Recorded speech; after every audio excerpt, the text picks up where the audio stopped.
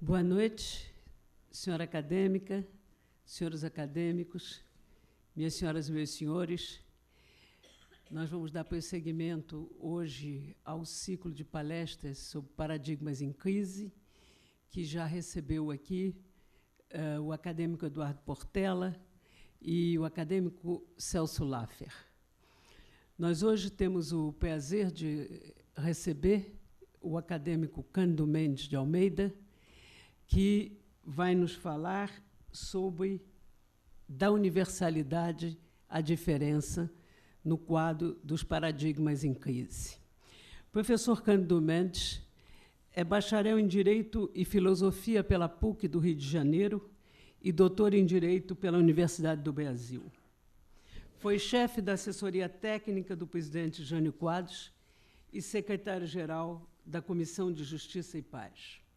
Foi professor da PUC Rio de Janeiro, da Escola Brasileira de Administração Pública, da FGV, da Faculdade de Direito Cândido Mendes e do Instituto Universitário de Pesquisas do Rio de Janeiro, o IUPERJ, do qual é diretor.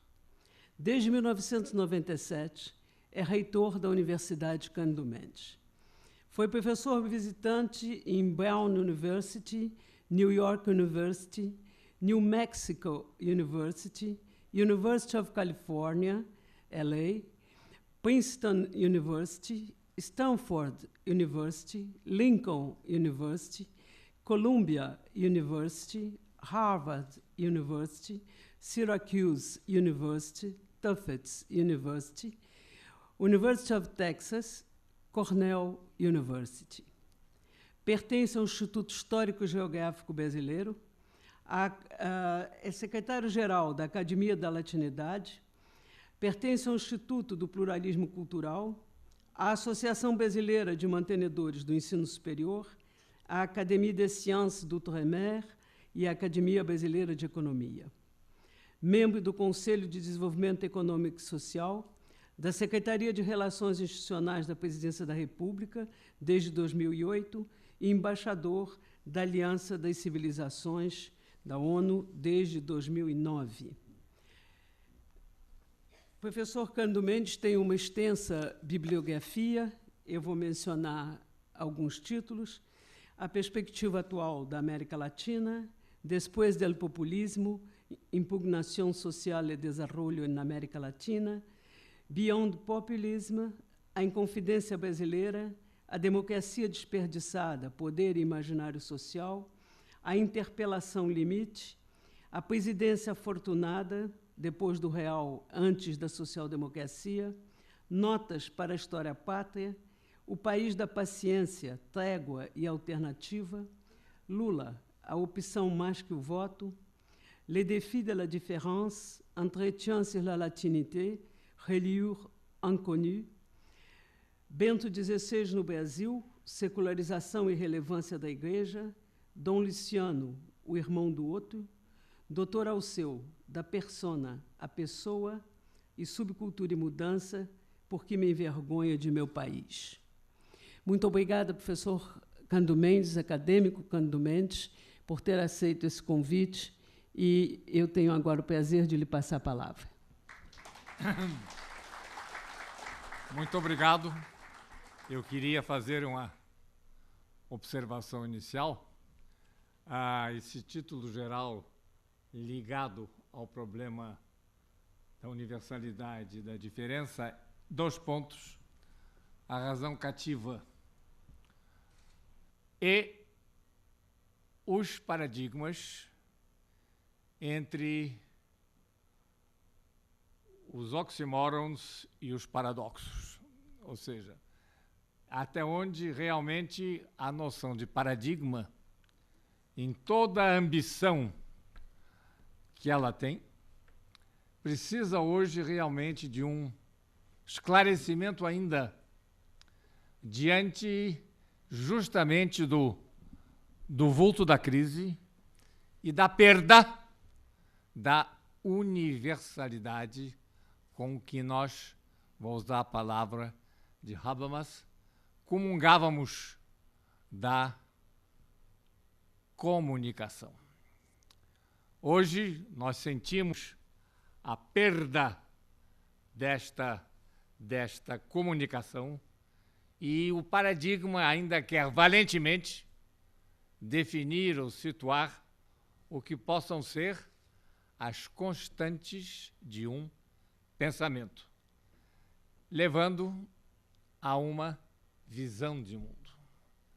Nós não temos mais, neste começo do século XXI, as condições e as perspectivas de uma mesma Weltanschauung, de uma mesma visão de mundo. E esta visão de mundo estava assentada exatamente dentro do que fosse a crença na universalidade dos paradigmas. Nós vamos ver na sequência que esta universalidade, historicamente, é o resultado do imperialismo da razão ocidental e do modo pelo qual esta ganhou a sua vigência até praticamente a modernidade. Neste ponto, portanto, eu gostaria de definir esses dois patamares da exposição. O primeiro, exatamente, a noção do que é este conhecimento, porque ao se falar de paradigma, o que se quer é trabalhar a dimensão epistemológica do conhecimento. E aí que estão os paradigmas. 3 paradigmas para nós podermos examinar: a verdade, a identidade e a autenticidade. 3 paradigmas, hoje em absoluta ruptura da sua universalidade, e isto envolvendo exatamente, e eu vi admiravelmente Eduardo Portela dizer isso na conferência introdutória, diante de algo que muitas vezes nós não vamos ao fundo, ou seja, o problema do que é, semanticamente, a crise do nosso tempo. É preciso se definir e situar esta crise, entendendo, em primeiro lugar, o que é, de fato, como primeira ideia de crise, o destaque da continuidade de um estar aí, o estar aí na visão heideggeriana do conceito. E é claro que aí se entende que, curiosamente, a noção da modernidade, do ponto de vista dos processos seculares, é uma noção absolutamente mais que contemporânea. Ou seja, curiosamente, o Renascimento, ao contrário do que se pensa, e veja-se, por exemplo, as observações esplêndidas de Jean Delumeau sobre isso, o Renascimento, na época em que foi definido como uma primeira perda dessa continuidade, em que nós vivíamos secularmente até aí, o Renascimento, o que era a volta atrás. O Renascimento era a volta à civilização clássica. O Renascimento não tinha nada a ver com o avanço e a prospectiva. Era voltar à humanidade, a como definida pelos humanistas e como definida pelos gregos. O Renascimento é regressivo. O Renascimento não é prospectivo. E aí podemos vir adiante. Não existe até o século XVIII esse conceito, progresso. Não existe o conceito de progresso nesse sentido. Quem é o primeiro filósofo que, de fato, fala em progresso? É Leibniz. É a partir de Leibniz que nós começamos a sentir o que é a noção de progresso, exatamente em condenação do Renascimento, e o que, naquele momento, se poderia definir como essa primeira percepção da intolerabilidade da mudança. É claro que isso nos leva à noção de se saber como é que nós podemos sentir esta visão da perda da universalidade e a continuação possível, em apócopes muitas vezes, da sua semanticidade, do que seja a comunicação. Para isso, nós precisamos levantar o grande pano de fundo da crise contemporânea. Primeira definição geral, o que é essa crise? Essa crise é, em primeiro lugar, a aceleração da techné.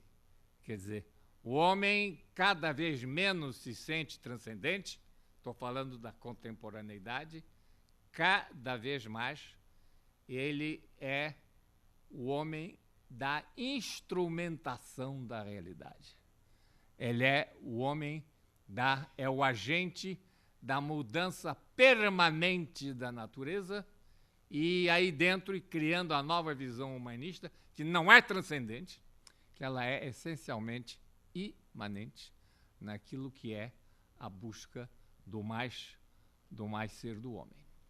E aí nós chegamos a esse fenômeno muito interessante que nós estamos vendo hoje em dia. A diferença dos tempos sociais da humanidade atualmente. O tempo islâmico, que veio à tona, não é o tempo ocidental.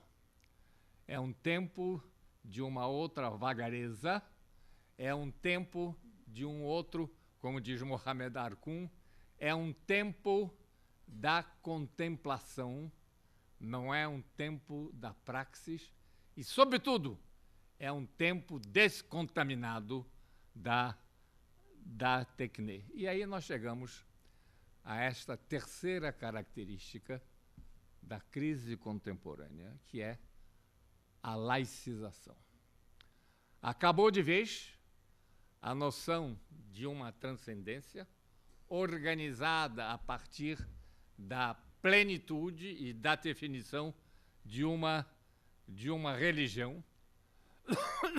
E dentro desse sentido, a quebra da religião como o fator condicionante englobante do que seja o cogito deixa de efetivamente ganhar uma vigência.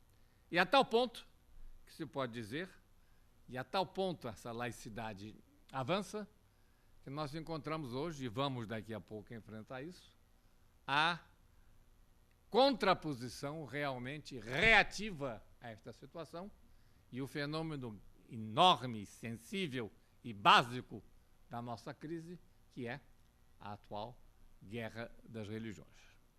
É claro que aí chegamos, e certamente o futuro conferencista vai trabalhar isso, uma outra noção que é absolutamente ligada a esta crise, a noção da complexidade, como nós a devemos, entre outros, a Edgar Morin. Ou seja, nós vivemos hoje numa multi-interação. E mais do que isso, numa visão que até hoje nós não nos damos conta, e veremos isso quando discutimos o universo mediático, do que é esta ação por agregados que, na sua complexidade, ligam o mundo físico e o mundo social. E é aí que nós chegamos, até agora, à profundidade exuberante e provocativa do que seja o aprofundamento da consciência. Num simpósio ainda agora do Conselho das Nações Unidas para a Aliança das Civilizações, perguntou-se, nos últimos 200 anos, quais são realmente os grandes pensadores, os pensadores da Revolução. Marx, em primeiro lugar, e, evidentemente, em segundo, Freud, e, em terceiro, Heidegger. Esses três, dentro de uma consulta a mais de 5.000 intelectuais do mundo, ganharam, vamos dizer assim, em grande distância sobre os outros e, sobretudo, pela ideia-chave nova, inédita, do que seja realmente a consciência e o inconsciente, o que seja, sobretudo, a consciência individual e a coletiva, e aí que já trabalhamos mais dentro da crise da modernidade, ou seja, nós estamos apenas na fímbria, nós estamos apenas no começo do que seja o inconsciente coletivo, não o individual. E aí, evidentemente, essa noção que hoje, por exemplo, Paul Ricoeur está desdobrando de uma maneira tão rica, dentro desse inconsciente coletivo, a diferença entre o arcano e o mitológico. É impossível se ter qualquer significação possível sem estarmos vinculados de saída a determinados arcanos. O primeiro deles, evidentemente, é a noção da criação. A insuportabilidade, e aí vem a negação do ponto de vista do arcano, da causa sem efeito, do efeito sem causa, que continua por outro muito interessante. A tríade. A tríade que depois vai levar a todo o plexo dialético da contemporaneidade, que vai levar à Santíssima Trindade dos cristãos. A tríade de saída é logo a insuportabilidade da assertiva, que tem que realmente ser mediada. Segundo Ricoeur, nós estamos aí, poderíamos citar mais, diante de arcanos que depois vão encontrar a mitologia. O que é a mitologia? É a necessidade de resolver a casualidade, sem resolver o problema da explicação, sem poder recorrer à casualidade. O mito responde por essa situação e, se mais regredirmos, mais vemos de que maneira os mitos são terrivelmente similares, funcionam muito mais por agregados do que por disseminação ou por analogias. Claro que aí chegamos, talvez, ao fenômeno mais fascinante da crise contemporânea. Será que nós já nos demos conta completamente do que é a revolução do virtual? E em que termos o que começou pela internet é algo que ainda não acabou no seu abalo, no completo exílio, na completa refundação, na completa desconhecimento da individualidade que a internet nos está dando nesse momento. Em primeiro lugar, por este fenômeno absolutamente inédito, a interlocução simultânea. É muito interessante se verificar este fenômeno. Aqui quero trazer uma estatística do IBOP, Rio de Janeiro, que é a seguinte: atualmente no Rio de Janeiro, 50% das pessoas entrevistadas estão com a internet ou com a telefonia à distância ao mesmo tempo. É muito difícil não haver. Peguem na rua aí quantos estão com o aparelho da internet colado à boca. E, nesse sentido, como é que se cria, nesse momento, esse fenômeno absolutamente inédito, sociologicamente, que é o dessa interlocução múltipla. Interlocução, e volto a Habermas, com a desubicação do outro. E isso nos leva a este fenômeno absolutamente fascinante, falo em Jean-Pierre Dupuy, por exemplo, que é e falo em Maffesoli, sobretudo, que é a nova tribalização. Eu sinto isso na entrada universitária. Hoje, as novas gerações se identificam em tribos. Elas não se identificam mais do ponto de vista de uma coletividade ou de uma prévia noção de um múltiplo, não, de universal. Essa meninada toda se reconhece em tribos. E estas tribos são outro fenômeno extraordinário dessa nossa crise e nos levam, inclusive, a esses fenômenos absolutamente, vou usar de pi, de um fetiche do ponto de vista do reconhecimento. Essa meninada é tribal e ela, dentro dessa situação, inclusive cria um problema fascinante, que é o de decodificá-la para uma linguagem comum hoje, que é talvez um dos maiores problemas que nós temos na Universidade Prospectiva. Claro que isso nos leva à pergunta e à outra crise. Nós continuamos presos à permanência do trap hegeliano, ou seja, nós continuamos fixos na ideia de que a síntese vai sempre se realizar. Não!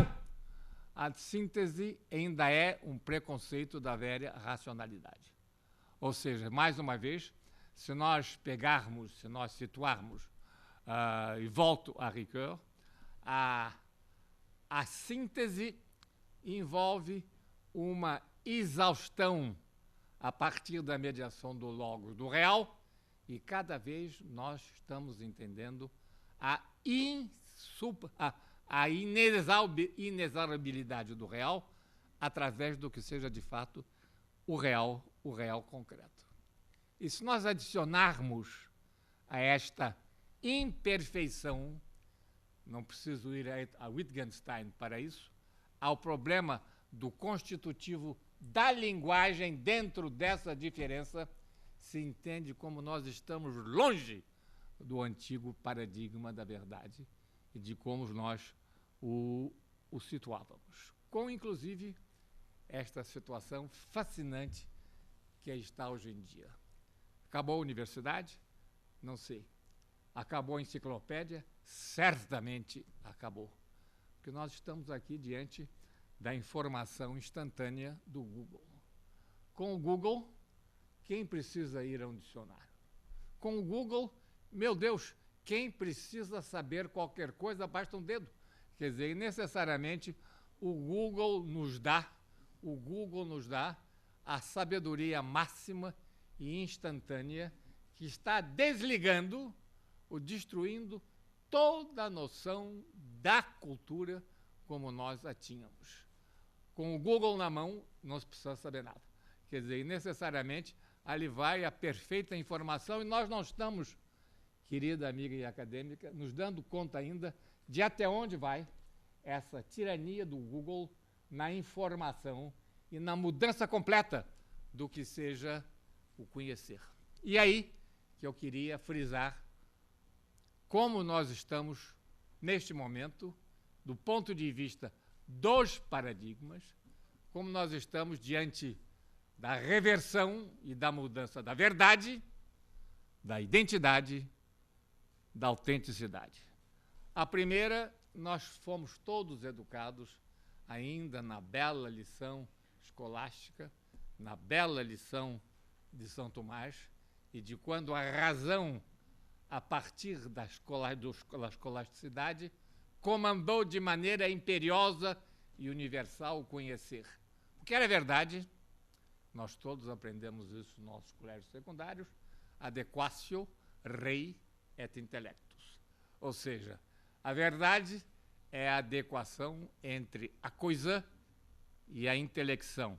Nada disto sobreviveu a um fenômeno que a gente às vezes não valoriza bastante.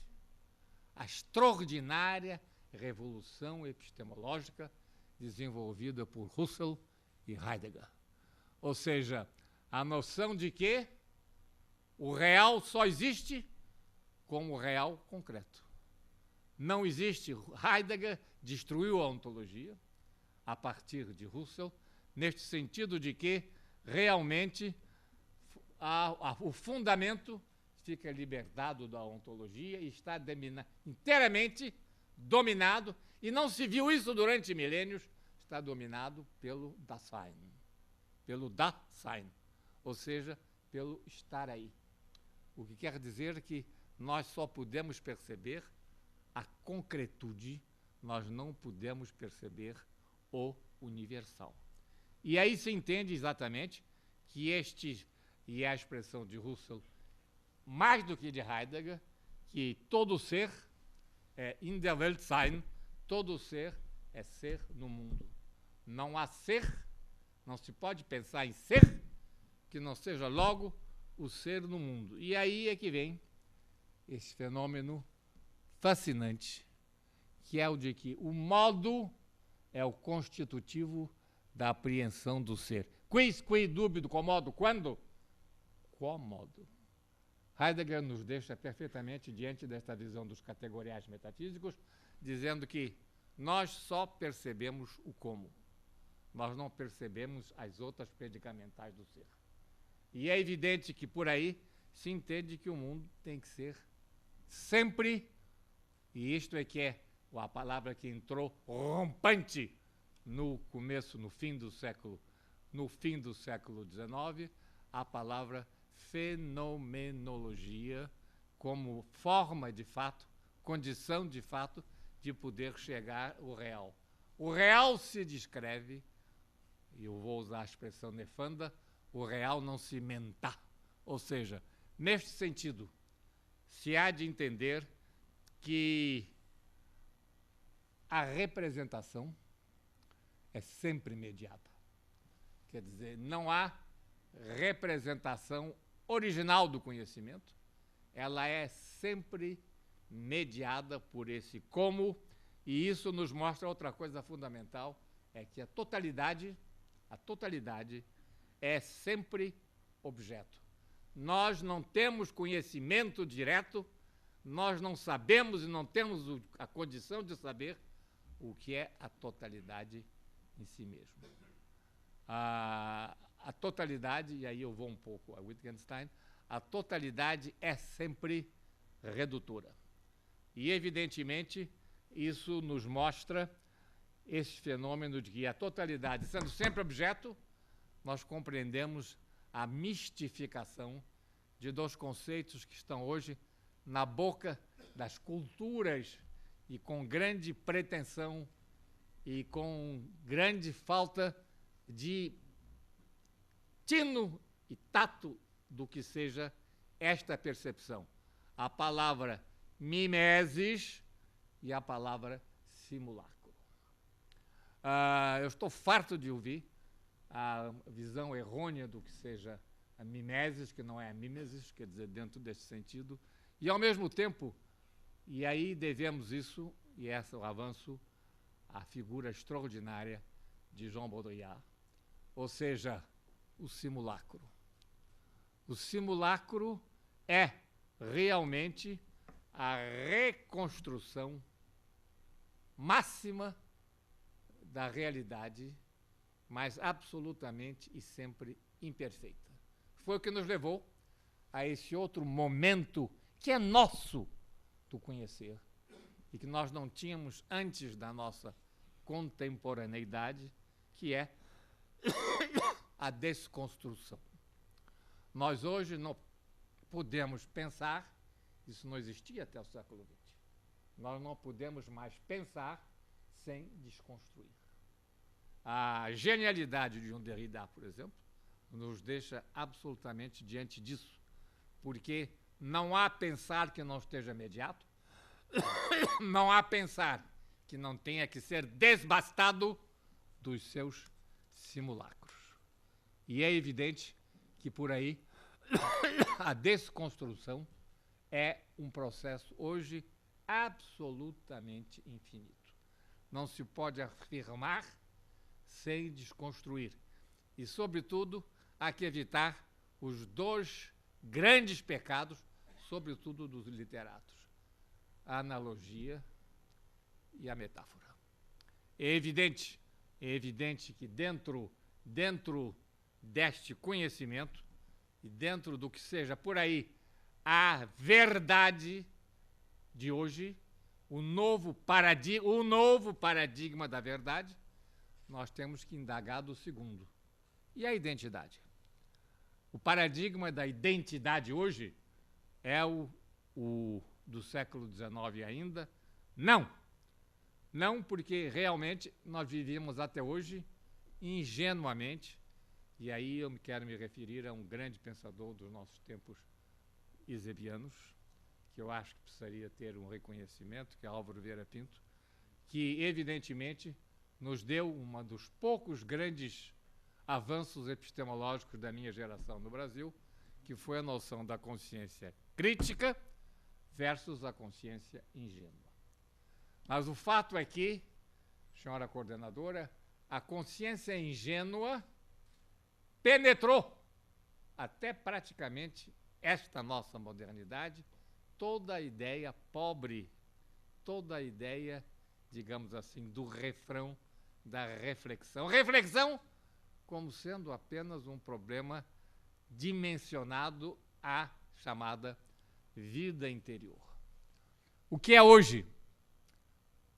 O que se pode definir hoje como identidade, fora dessa reflexão apenas a interioridade. A interioridade pura não leva à noção realmente da identidade. É preciso, sim, compreender o que é o referencial ao outro. E é evidente que esse referencial ao outro envolve necessariamente o contextual.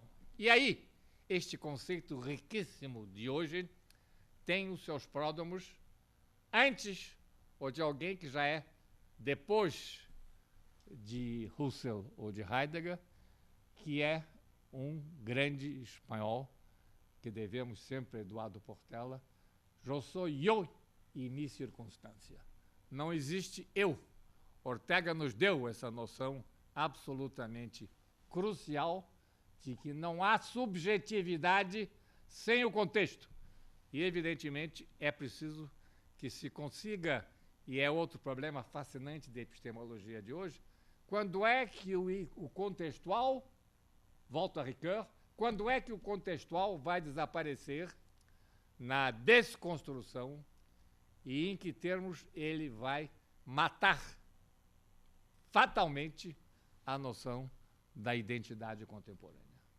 Nós ainda estamos a muitas milhas epistemológicas para poder, de fato, chegar a essa noção, compreendê-la e entendê-la. A identidade como o novo parâmetro do nosso tempo e seguindo a crise que estou desenvolvendo.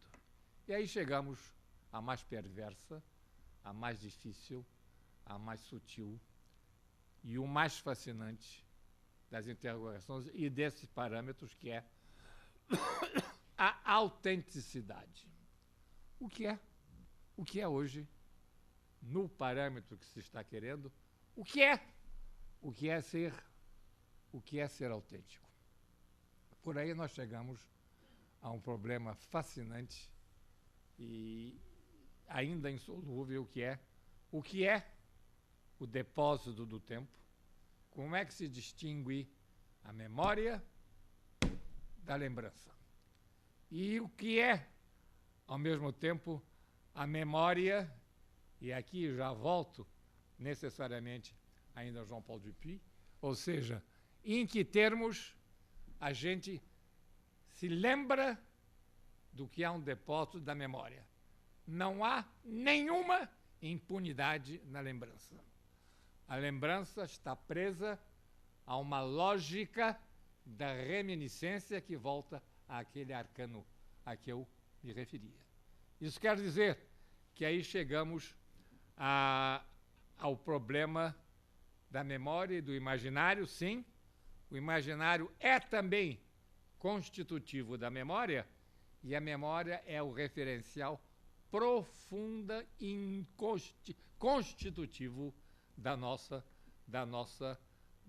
identidade, não, da nossa autenticidade. É aí que vem a diferença entre identidade e autenticidade. Por quê? Porque a memória, volto a uma colocação genial de Ricoeur, a memória nos deixa nós, nos faz nós, essa palavra é fundamental, pela performance do esquecimento. O esquecimento não é absolutamente, vamos dizer assim, um acidente ou um descaso. O esquecimento é a construção no inconsciente da nossa autenticidade. O esquecimento é performático. Não tem nada de inercial e não tem nada de carência física, ou de carência da vida. Ele é realmente o entendimento daquilo que nos constituiu nesse passe e nessa dialética entre a memória e a lembrança. Mas aí chegamos a outra conotação fundamental da autenticidade contemporânea, que é a de nós nos demitirmos da visão prospectiva da memória. Ou seja, a memória, a partir da construção do esquecimento e da lembrança, ela é um arremetimento, ela é um arremesso, ela vai a um horizonte. Mas, contra isso, nós temos este outro fenômeno extraordinário do nosso tempo, que é o fundamentalismo. Seria muito difícil nós podermos pensar no fundamentalismo antes deste momento histórico. O fundamentalismo hoje é a base não só do integrismo, mas desse horror do que é hoje a parte mais, vamos dizer assim, constante do establishment em todo o mundo. Os países mais ricos, os países mais estabilizados, são também os que mais marcam hoje o horror do fundamentalismo. Que horror os Estados Unidos contemporâneos. Que coisa mais terrível do que o Partido Republicano nos Estados Unidos. Que coisa mais lamentável do que, justamente porque se sentem ameaçados, eles não querem uma identidade prospectiva, mas uma identidade agarrada ao seu arcano, agarrada ao seu integrismo e levando hoje a toda a retirada do que seja, de fato, vamos usar a expressão de Kristeva, a intertextualidade desta condição. O que nós estamos vendo, meu Deus, se os republicanos ganharem, nenhum muçulmano mais entra nos Estados Unidos. Se os republicanos vierem a ganhar, volta a questão racial e, evidentemente, nós vamos reencontrar de novo a América diante de Martin Luther King. Nós estamos vendo todo este horror nos Estados Unidos, contra o qual a esperança de Obama aí está, mas numa condição cada vez mais pessimista dentro do que está sendo o fundamentalismo americano contemporâneo. E é claro que aí nós chegamos à parte mais importante da autenticidade e realmente do que tem que ser e do que pode ser o paradigma contemporâneo. Nós nos esquecemos desse fenômeno do ser no tempo, que é, nós não refletimos sobre a historicidade. O que é o ser no mundo, o que é o aqui e agora, o que é, sobretudo, a outorga do sentido ao instante. O que é isso? Como é possível se chegar a isso sem a noção de que história significa processo? E aí eu não vou ao Weber de todos nós, não vou ao Max Weber, não. Eu vou ao irmão, que a meu ver é mais importante, que é o Alfred Weber. Ou seja, Alfred Weber nos deu, na contemporaneidade, o conceito fundamental dos três processos de que se faz a historicidade. O processo social, que é o que define, digamos assim, o espontaneísmo da mudança, a mudança, guerra de classes, contrastes entre maiorias e minorias, migrações, tudo isso são movimentos, são fragrâncias, são frequências do que seja o processo puramente social. Mas aí entram no homem os dois outros, e a confusão na contemporaneidade entre os dois tem tanto a ver com a crise do nosso tempo dentro desse paradigma. O cultural e o civilizatório. O que é o processo cultural? É aquele pelo qual se ganha a consciência individual e coletiva, e é ele que nos dá o advento da subjetividade. Nós não vivemos sem realmente ser este ser no tempo, sem estar nessa condição de uma reflexão que nos dá o aqui e agora. Mas, até se pudesse dizer assim, até antes do Renascimento, esses processos seriam os dois únicos. Mas, a partir daí, aparece o que Weber chama processo civilizatório.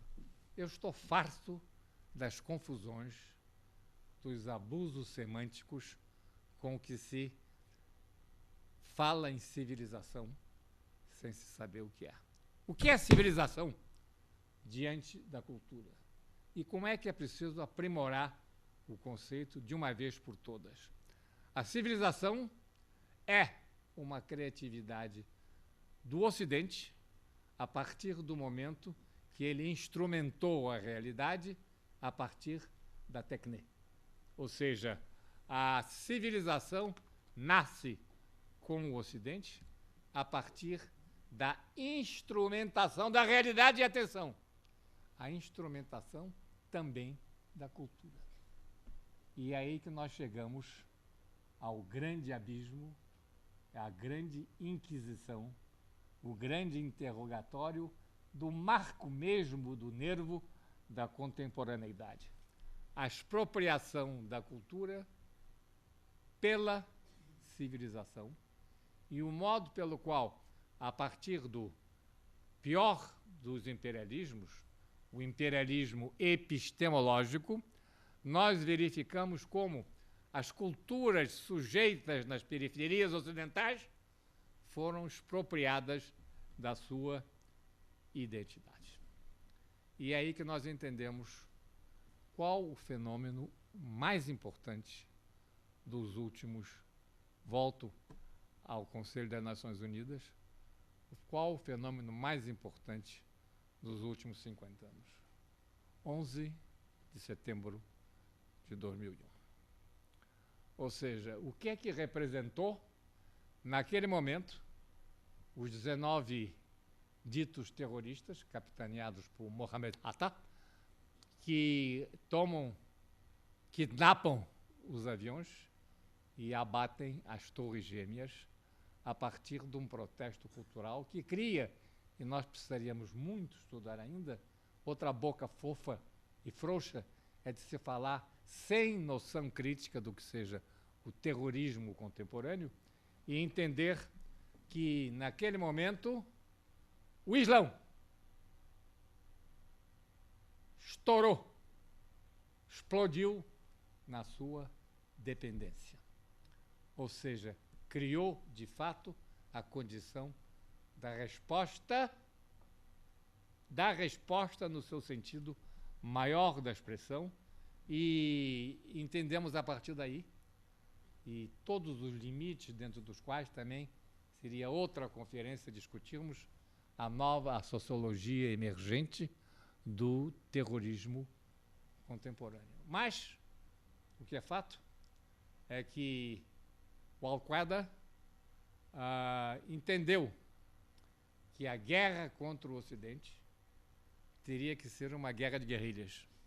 Ou seja, não se poderia todo dia derrubar de novo as Twin Towers e precisaria de uma longa ascese e de um longo sacrifício. Ou melhor, E isso é que é o ensinamento básico de Bin Laden, que hoje, curiosamente, está sendo alterado por al-Zawahiri, que é o seu sucessor, no sentido de que é preciso chegar ao martírio.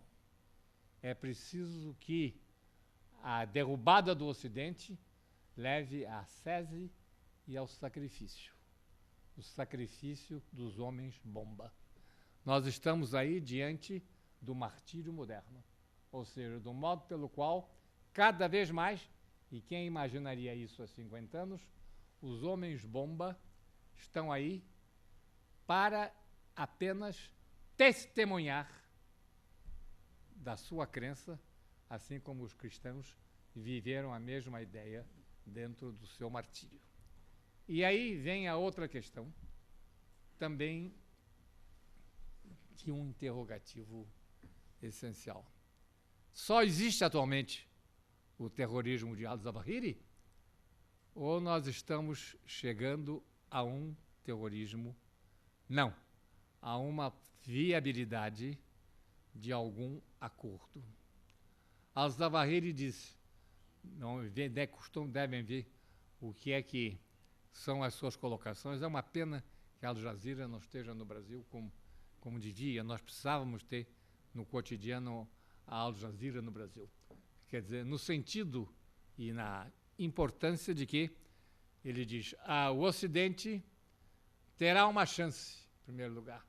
Pode ter uma chance se o senhor Obama se converter ao Islã. Ele diz assim, no sentido e na colocação de que aí há um ato simbólico de regeneração. Por que o senhor Obama não se converte? Quer dizer, seria uma maneira... É curioso, porque o líder do terrorismo hoje defende esta solução para a possibilidade ainda de uma possível e necessária coexistência dentro desse quadro. É claro que aí temos que ver um pouco a emergência deste novo mundo sem universais, com múltiplos paradigmas e a busca de um entendimento.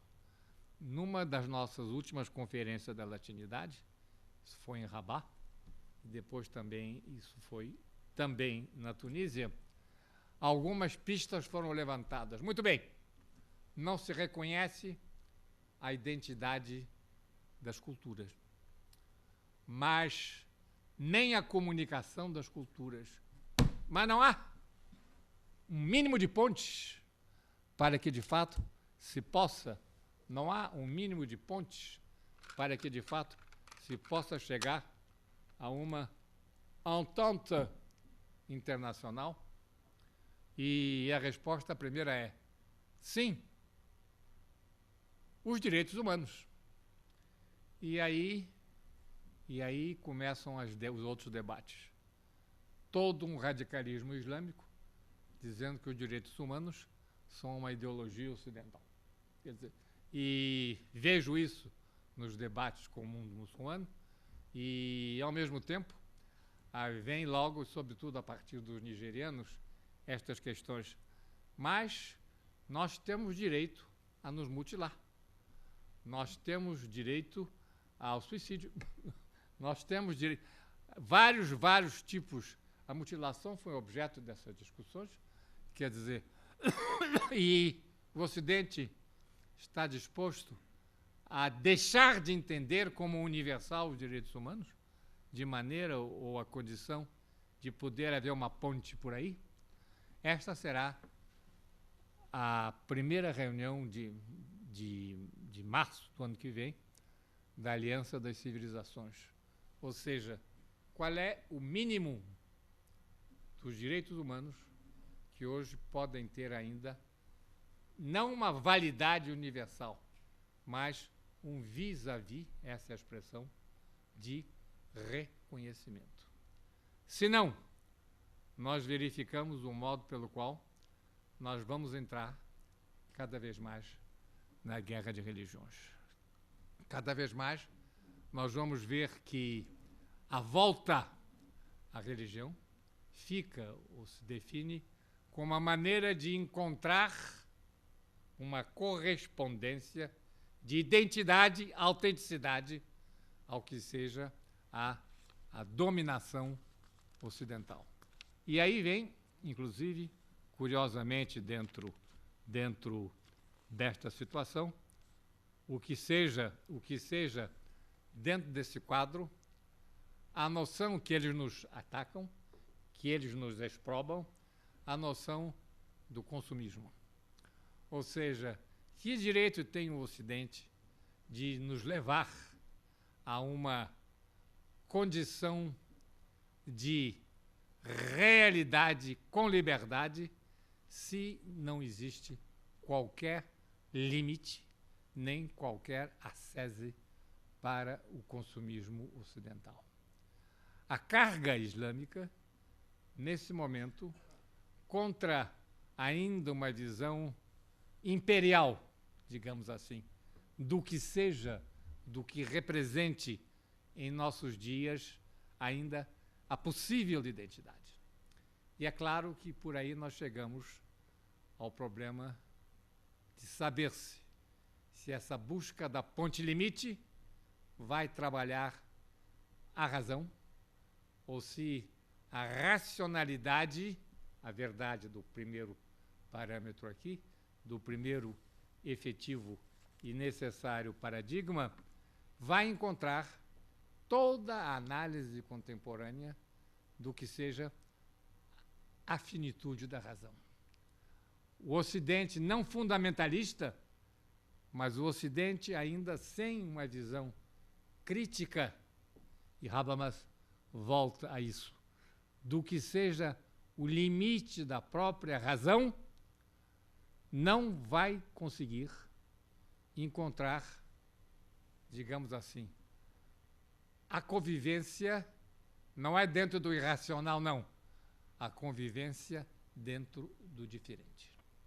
Como é possível, sem os preconceitos da razão ocidental, trabalhar a coexistência do diferente? Esta é uma das tarefas fundamentais que, nesse momento, a Aliança das Civilizações está tentando, e esse é o próximo debate, a partir desta noção básica. Nós ainda não estamos, por demasiado ocidentais, ligados ao universalismo da razão, ou, e fecho com Paul Ricoeur, é preciso que a inteligência supere, vá adiante do que seja que a inteligência supere a razão saturada. Nós todos, basicamente, vivemos com a síndrome da razão saturada. Como vencer a saturação da razão? Vencendo o que é essa espécie de crença substantiva na finitude da razão e do seu esclarecimento. Não, diz Ricoeur, é preciso se entender que a razão vai além das suas saturações e a razão tem que nos conformar com a imperfeição do ser que pode, de fato, por aí, merecer o seu absoluto. Muito obrigado.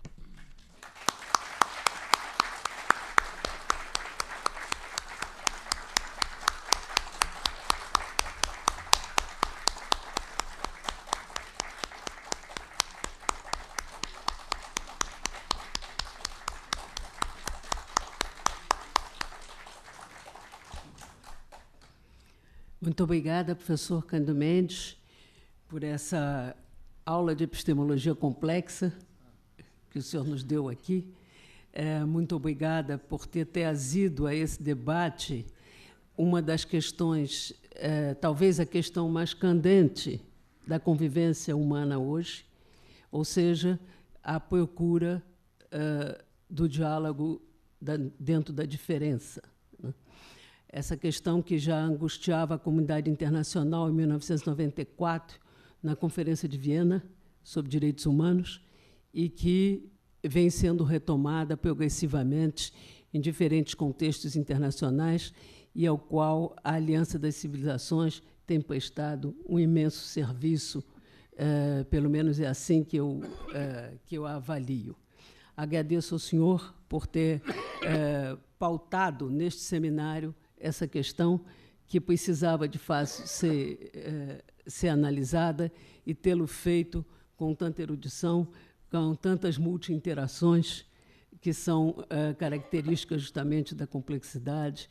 O senhor citou Edgar Morin, de quem o senhor é um dos interlocutores privilegiados, e eu agradeço muito a sua presença aqui essa noite. Muito obrigada a todos. Na próxima semana, nós teremos aqui o físico e cosmólogo Luiz Alberto Oliveira, que vai nos falar sobre a filosofia natural da complexidade. Vamos, portanto, voltar ao tema da complexidade, dessa vez do ponto de vista da ótica de um físico e de um cosmólogo. Teremos também, na próxima semana, no seminário, ainda esta semana, no dia 14, no seminário Brasil-Brasis, portanto, quinta-feira, as manifestações populares, o diálogo necessário. Coordenado pelo acadêmico Cícero Sandione, serão palestrantes Ibis Pereira, Foi Beto e eu mesma. Teremos ainda, no dia 13, quarta-feira, amanhã, ao 12h30, no Teatro Magalhães Júnior, a música popular brasileira na ABL, apresentando Zélia Duncan, da música jovem para a posteridade. Estão todos convidados para todos esses eventos e esperamos continuar tendo a companhia de todos que estão aqui no nosso seminário sobre os paradigmas em crise. Professor Cândido Mendes, mais uma vez, muito obrigada pela sua presença. Boa noite a todos.